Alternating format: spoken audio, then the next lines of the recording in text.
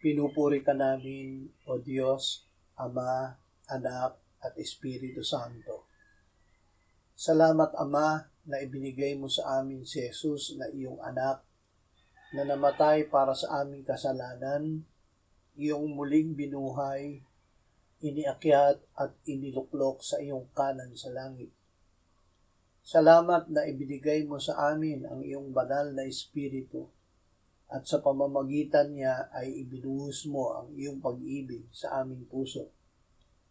Salamat, Panginoong Hesus, na kami ngayon ay nasa iyo at ikaw ay nasa amin. Dahil sa iyo, wala nang kahatulan laban sa amin. Salamat, Espiritu Santo, na kami ay pinalaya mo sa kautusan ng kasalanan at ng kamatayan. Salamat, Ama, na ang hindi magawa ng kautusan ay ginawa mo sa pagsusugo ng iyong sariling anak, at siya ang tumupad para sa amin ng itinatakda ng kautusan. Amen.